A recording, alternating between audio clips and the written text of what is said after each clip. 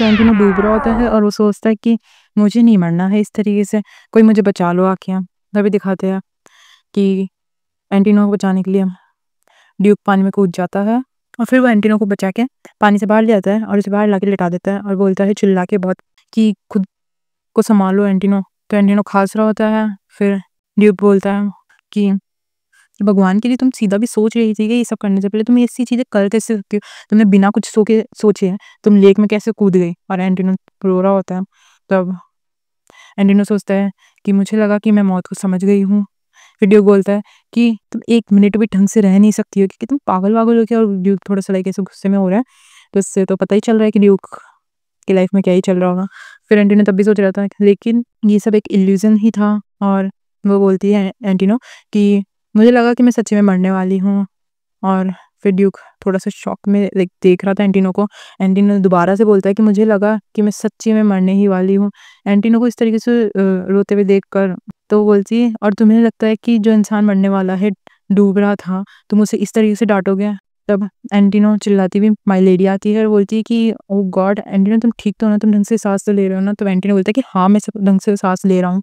तो बोलती है ऑलराइट तुम सही भी हो, तुम्हें लगता है तुमने क्या करा, तुमने किस तरीके से मुझे डरा दिया, तुम्हें पागल वागल इंसान हो क्या। तो बोलती कभी भी ऐसी चीज़ें मत करना और तुमने मुझे सुना ना।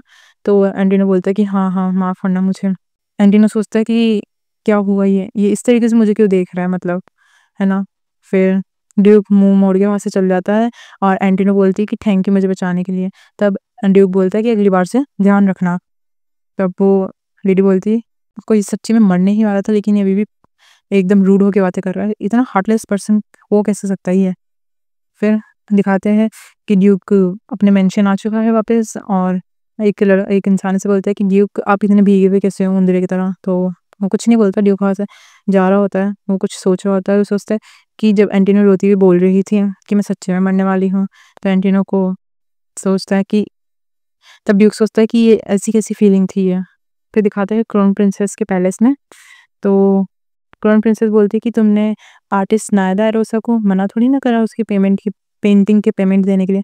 तो बोलती है एंटिनो कि नहीं मैं भला ऐसे क्यों करूँगी, वो कंसाइडर है आराम से आपकी बात मानने के लिए।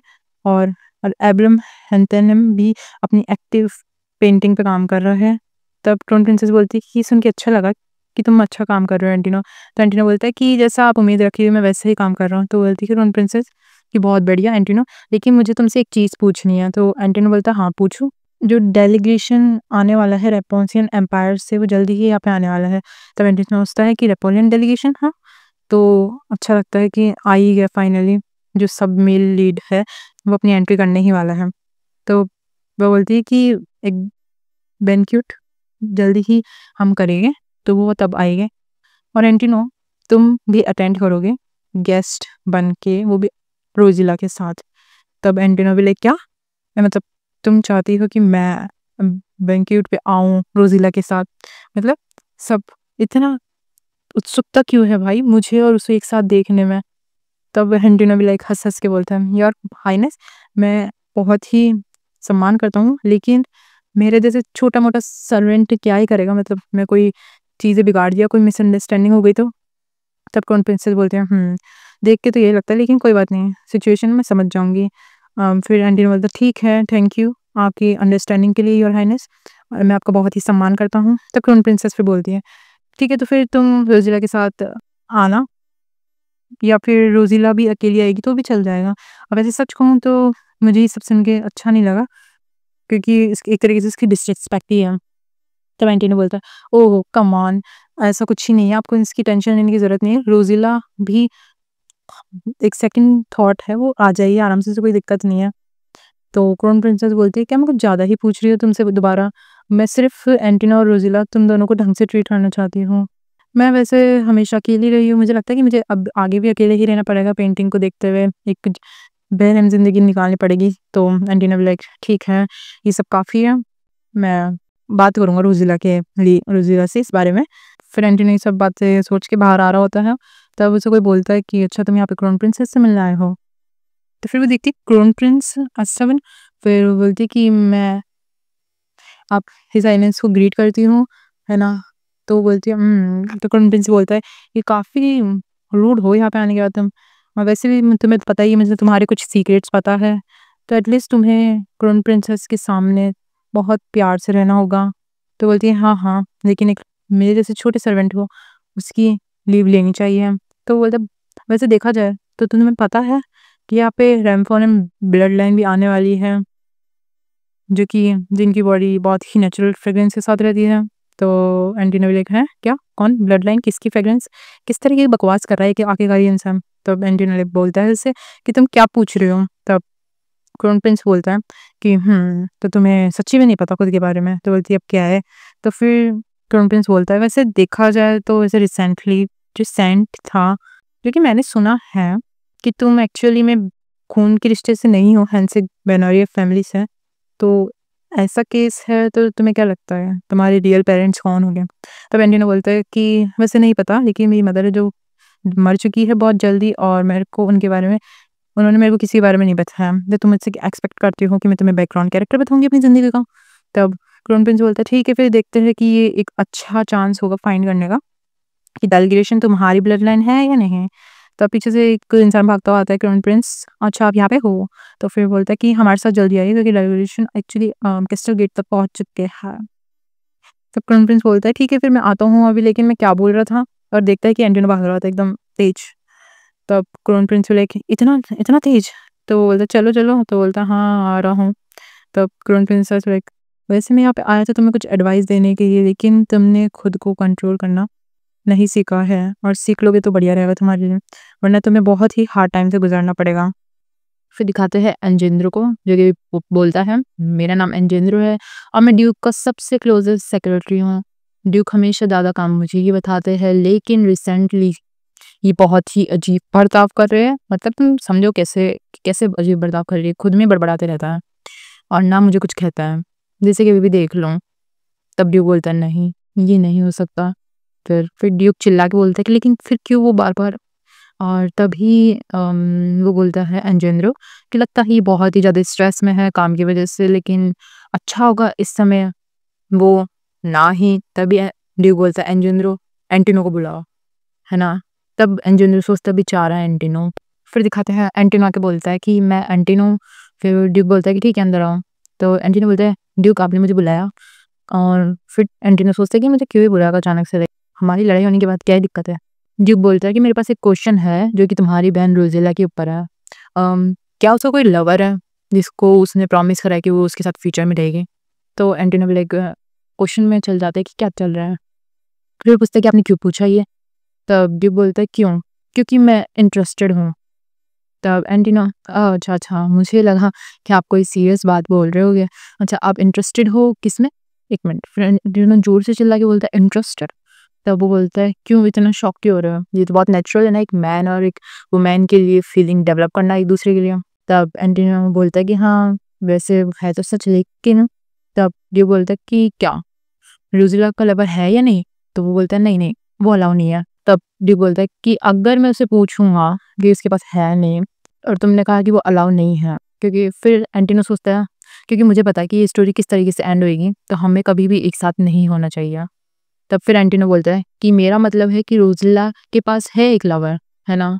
तब एंटिनो सोचता है कि तो तुम गिव अप ही कर दो तो ही बढ़िया है।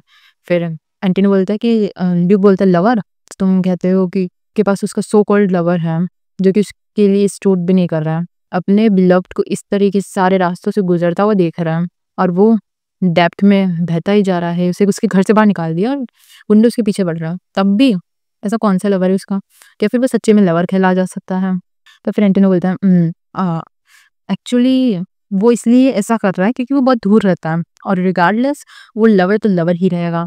तो फिर ड्यूक सोचता है लेकिन कि अगर कोई कैस्टल के बाहर कोई गार्ड्स नहीं खड़े रहेगी गेट पे तो मैं जस्ट तोड़ के जा सकता हूँ। तब एंटिनो बोलता है नहीं नहीं नहीं फिर वो तो एक तरीके से चोरी होगी ना।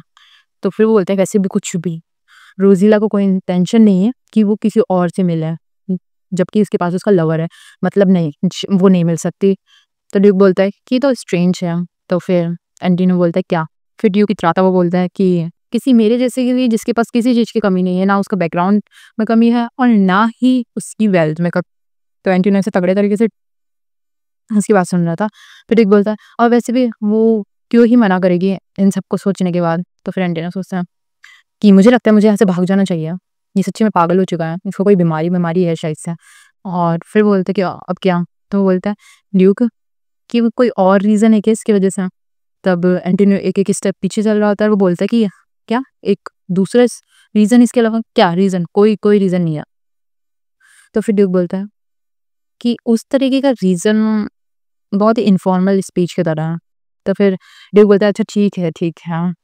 अच्छा ठीक है, तुम अपनी बहन को प्यार करते हो, तो तुम अब यहाँ से जाओ, है ना? तो एंटोनियो भी लाइक क्या था ये भी? तो फिर ड्यूक बोलता है थोड़ा-सा ओके कि तुमने सुना नहीं? मैंने कहा तुम्हें कि तुम यहाँ से जाओ। तो एंटोनियो भी लाइक हाँ, जा रहा हूँ। इसकी खोपड़ी खराब है, सच्ची में पागल खाने का इंसान है। इतना क्या ही बोलूँ मैं इस इंसान को। फिर ड्यूक सोच रहा होता है कि मैं अभी किस तरीके का आंसर का इंतज़ार कर रहा था। मुझे अपने ऊपर एक ग्रिप बना के रखनी पड़ेगी। और एंटोनियो नहीं, रोज़िला है जिसके तरफ मैं भावुक हो रहा हूँ। हाँ, यही है। फिर दूसरी तरफ दिखाते हैं क्राउन प्रिंस के पैलेस में। तो बोलते हैं कि आपकी बहुत ही लंबी जर्नी रही होगी। आपका रुग वेल्टेजर में बहुत स्वागत है, डेलीगेशन ऑफ रेम्पोलिस एम्पायर। तो वो बोलते हैं कि हाँ, बहुत धन्यवाद। फिर वो अपने आप को इंट्रोड्यूस करवाता है, मैं जॉन वॉन यूकी लॉइंड हूँ, मार्क्यूस ऑफ लेपोनियस एम्पायर का। तब क्राउन प्रिंस और प्रिंसेस दोनों यही सोच में थे। तो फिर जॉन पूछता है कि क्या कुछ है जो आप मुझसे पूछना चाह रहे हो? तो फिर क्राउन प्रिंस बोलता है कि मुझे पता है ये बहुत रूड होगा क्योंकि ये हमारी पहली ही मुलाकात है और मुझे तुमसे ये पूछना है मार्कस यूक्लॉइड कि क्या तुम्हारे पास कोई यंगर भाई है? तो वो बोलता है यंगर ब्रदर? नहीं, वो नहीं है मेरे पास। तब क्राउन प्रिंसेस बोलती है कि हाँ, मैंने देखा, मुझे माफ़ करना। तो फिर क्राउन प्रिंसेस सोचती है तो एवेलॉन में भी इसको महसूस किया है। ये इंसान सिमिलर तो लगता है किसके, एंटिनो के? नहीं, रोज़िला। तो फिर जानन बोलता है कि हाँ, वैसे देखा जाए तो मेरी एक है छोटी बहन देखा जाए तो फिर तुमने ये क्यों कहा जो तुम्हारा मतलब था? फिर वो बोलता है जानन कि हाँ, वो मिसिंग है, बहुत ही डिकेड्स है, बहुत टाइम हो चुका है, वो खो गई है और लेकिन हम अभी भी उसकी इन्फॉर्मेशन ढूंढ रहे हैं कि वो कहाँ पे होगी इस समय। और इसी के साथ एपिसोड फिनिश होता है।